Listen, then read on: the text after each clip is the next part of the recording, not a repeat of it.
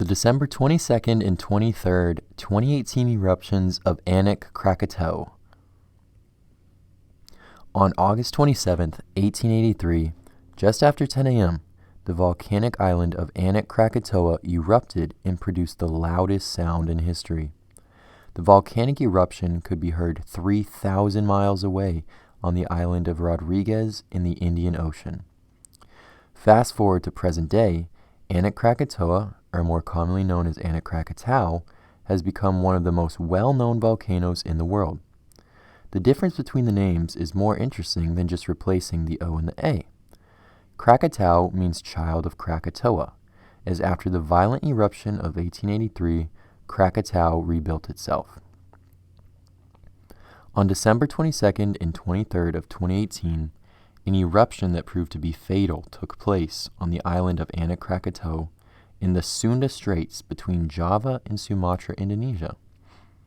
Anak lies on the convergence of the Indian-Australian and the Eurasian plates, which are said to be a high source of volcanic activity. On the evening of December 22nd, Krakatau began to steam and rumble before it inevitably erupted. The way the events on December 22nd and 23rd were described by the BBC take place as follows. An initial eruption took place which caused the western flank of Anak to collapse into the sea. Due to the displacement of the western side of the volcano, a vent was opened which allowed for more explosive eruptions to take place. These eruptions then caused the summit of the volcano to be removed, leaving a caldera in its place. Many negative and unsuspected impacts followed the eruption.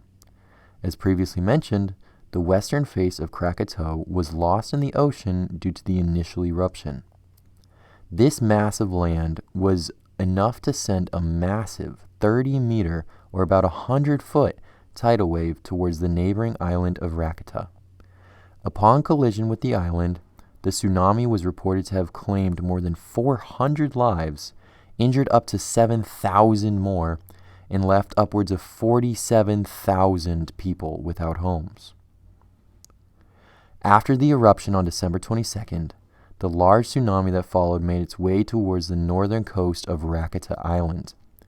This tsunami greatly affected the landscape of the northern coast as the tidal wave that hit was reportedly 30 meters high. The entire beach and areas of forest behind were washed away and/or collapsed in landslides following the receding wave. An image of the catastrophe can be seen on the right.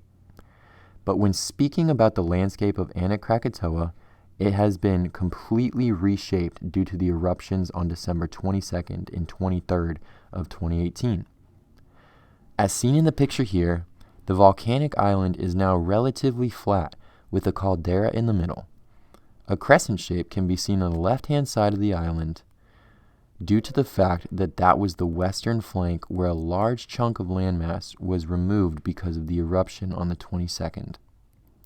The surrounding areas that were affected by detriments other than the tsunami were hit with large clumps of wet ash and a large cloud of smoke, ash, and steam that rose into the sky and likely traveled thousands of miles. An interesting lesson that can be learned from the eruption of Anak Krakatau is how rare it is to see large, fatal tsunamis due to volcanic activity.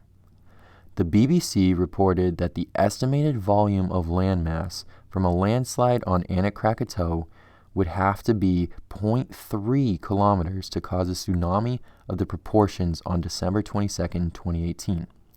However, the volume of land that was displaced was just 0.1 kilometers.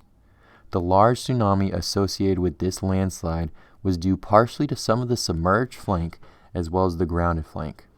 It is estimated that there are only about 40 other volcanoes worldwide with the same conditions that could create a tsunami of the same size and destruction as the 2018 tsunami caused by Anak Krakatau.